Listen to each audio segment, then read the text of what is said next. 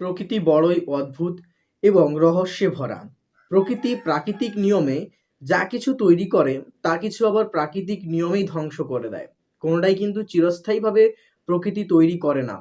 যার সৃষ্টি হয়েছে তার ধ্বংস হবেই। এটাই হচ্ছে প্রকৃতির নিয়ম। এই প্রকৃতির আবার অনেক নিয়ম আছে যেগুলো আমরা কখনোই জানি না।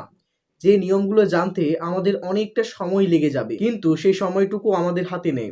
আমাদের হাতে সংক্ষিপ্ত সময় আছে মাত্র। আমাদের এই সংক্ষিপ্ত সময়ের বেশিরভাগটুকুই আমরা বিভিন্নভাবে নষ্ট করে দিই।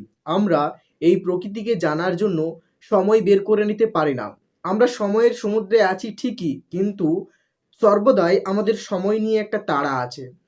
আমরা বিভিন্ন কাজে আমাদের সময় থাকে, কিন্তু প্রকৃতিকে ভালোভাবে উপলব্ধি করতে গেলে একান্তে প্রকৃতির সাথে থাকতে হবে। তবেই প্রকৃতিকে ভালোভাবে উপলব্ধি করতে পারা যাবে। প্রাকৃতিক নিয়মে যারা দ্রুত সফলতা পায় তারা আবার ঠিক দ্রুতই ব্যর্থ হয়ে যায়।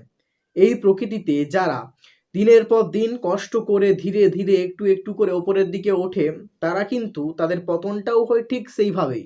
একটু একটু একটু করে বছরের পর বছর একটু একটু করে তাদের পতন হয়। তাই যখন কোনো কাজ করবে সেই কাজের দ্রুত সাফল্য পাওয়ার আশা করো না। প্রত্যেক দিন একটু একটু করে কাজ করে যাও।